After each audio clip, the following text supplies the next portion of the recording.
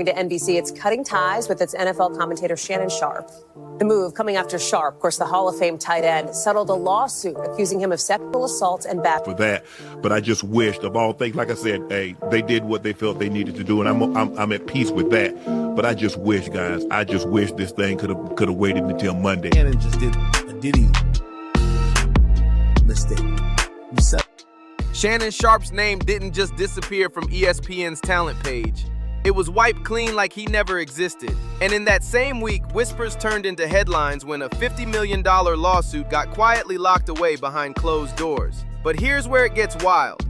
ESPN didn't count on Shannon swinging back. Now, the man they tried to erase is threatening to blow the lid off everything. Sealed payoffs, secret tapes, and even the high-level execs who straight up ghosted him before his own brother's biggest moment. And let's be real, this wasn't some courtroom drama with a guilty verdict. Nope, there was no trial, no judge's gavel, just a hush-hush settlement and a disappearing act. But this is bigger than a firing. Word on the inside is Shannon saw things, real, dirty business, that ESPN wanted buried deep. And now, he's hinting that he's got the receipts. Shannon Sharpe had it all lined up. He walked away from FS1, left Skip Bayless eating dust, and fans went crazy when he pulled up on ESPN's First Take. That link up with Stephen A. Smith?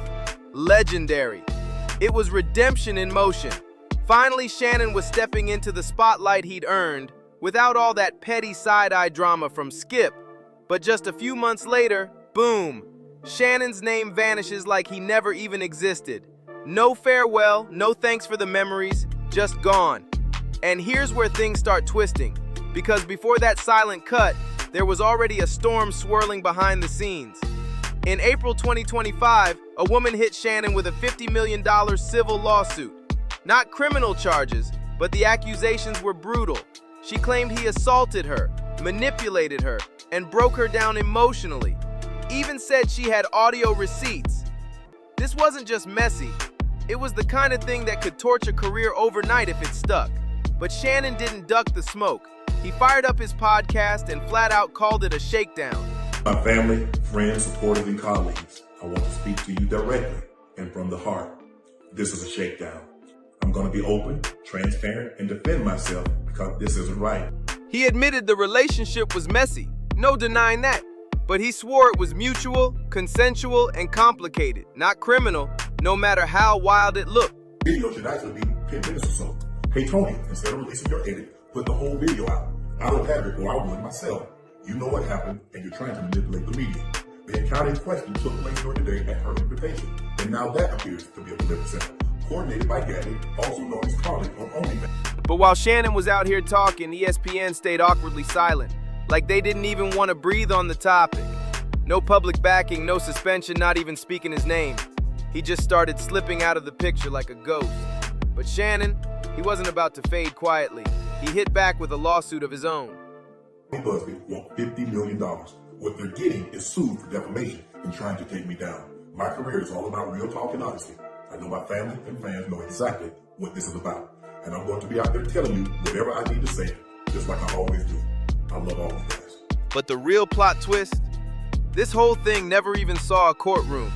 Just 3 months later, poof, it was quietly settled behind closed doors, like they wanted the whole mess to disappear overnight. Did they say how much he settled for? They have not said how much he settled for, but if you guys remember in the beginning, Tony Busby had let us know that there was like $10 million offered when they were having a settlement conversation, and then Shannon Sharpe's attorney came out and mentioned that they offered a good amount of money because they were trying to keep the intimate details of this whole thing contained. Private? Yes, private. Just like that, no media circus, no courtroom showdown. No real accountability, just a sealed deal shoved out of sight. The court tossed it with prejudice, meaning nobody can ever drag it back up in court again. But you already know, whatever went down wasn't cheap.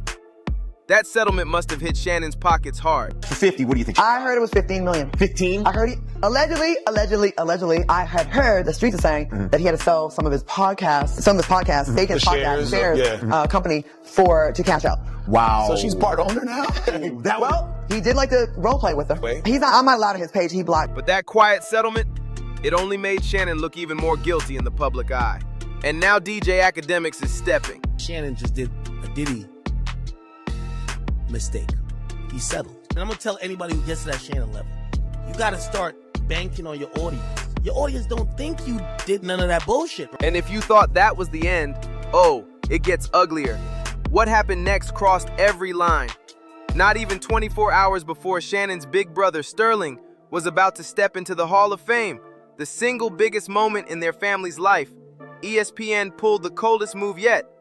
Right before the celebration, they decided to drop the axe on Shannon.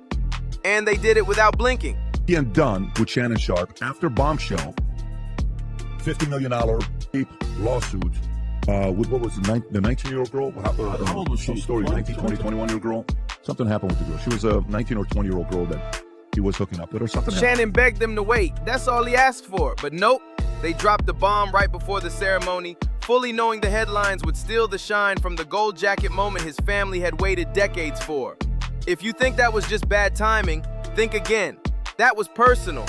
On Nightcap, he opened up about it, and you could hear the hurt in his voice when he said, Obviously, I'm sure everybody's heard the news by now that I will not be returning to ESPN. I found out this information a little earlier in the week, and really the only thing that I really ask is like, guys, could we wait until Monday? What made it cut even deeper? All of it went down while his brother was gearing up for the biggest night of his entire life, a night that was supposed to be pure celebration. My brother's going into the Pro Football Hall of Fame. I really wanted it to be about him, and I wanted it to be about my family. I know this coming out will overshadow everything that he's worked his entire life for. And unfortunately, it didn't happen that way. And so, as I told him, as I profusely apologized to him earlier today, he said, bro, stop apologizing. You don't have to apologize. I'm your big bro. I'm going to love you regardless. We all make mistakes. And he says, bro, I love you. So I'm done with this. You're done with it too. And here's the twist. Shannon wasn't even mad about the actual decision. In fact, he went as far as to show gratitude toward ESPN, keeping it classy in the middle of all that chaos. I really enjoyed my time at ESPN. It gave me an opportunity to bring my audience that saw me really just grow. They saw me, Lakers in 5, and they saw me say all these analogies that my grandparents gave me, and I was able to bring that to ESPN. So I'm very, very grateful for that. But I just wished, of all things, like I said, hey, they did what they felt they needed to do, and I'm at peace with that. But I just wish, guys, this thing could have waited until Monday. He said the real pain wasn't for himself. It was for putting his brother in that situation, casting a shadow over what should have been his proudest moment ever. Bro, again, I know you told me this. I don't have to apologize, but I'm going to do it one final time tonight, and I won't apologize again. I'm sorry that I upstaged you in this manner. That was never my intent. You've been my hero. You've been my role model from as long as I can remember. And I apologize, and I thank all my fans for supporting me. ESPN didn't care. At least that's how it looked. And just when people were still trying to figure out what really went down, boom, another bombshell drops. Front Office Sports reports that years ago, back when Shannon was still at FS1, there was another incident. A female staffer accused him of choking her. It never hit the headlines back then because it was handled in the shadows. No lawsuit, no police, just a quiet private settlement, rumored to be in the hundreds of thousands. Shannon's camp brushed it off, saying it was just playful. But seriously, who's buying that? Now you've got two situations, one fresh, one old, and ESPN execs are looking spooked. Suddenly, their silence feels less like hesitation and more like a calculated move. And don't forget about Michelle Evans, not the Michelle Shannon was thirsting over on IG Live, but a different Michelle entirely. Hey, Michelle, how you doing? Oh, hanging in there. You were thrown into a tape ordeal. I've spoken to sources that were close to Shannon Sharpe. I guess he was trying to dispel the gay rumors. Do you feel like that recording of him going live was real, or do you feel like he just used your name since he was with you for 10 plus years? It's triggering. You got to remember this was a very sensitive subject. The last time I saw him, he raped. But here's the thing. When those April allegations first hit, ESPN didn't say a single word. Shannon's face was still sitting pretty on their site like nothing happened. In fact, it wasn't even ESPN that moved first. It was other companies stepping in to distance themselves. Stephen A. Smith even admitted on his podcast that he personally called up Disney's top boss to talk about it. So here's the real question. Why fire Shannon after the case was settled? If they stood by him during the storm, why ghost him when the skies cleared? Simple. They were never standing by him. They were just waiting for the heat to cool off before making their move. And when they finally swung, they made sure it was surgical. No messy press releases. No juicy internal leaks. Just a quiet website update like he'd never existed. But here's where they miscalculated. They thought Shannon would take the hit, pocket whatever cash was left, and fade into the background. Instead, he's on podcast dropping hints, talking like he's got receipts and stories. The kind that could have more than one ESPN exec sweating bullets. Because now Shannon's not just mad, he's insulted. And when a man feels like he's got nothing left to protect, that's when he gets dangerous. What he's hinting at isn't just some petty jab, it's the kind of dirt that could shake more than one tower. This wasn't just about a lawsuit. It wasn't even really about the allegations. This was about keeping secrets buried, especially the ones Shannon saw firsthand. Let's not forget, Shannon isn't just some ex-football star turned TV personality.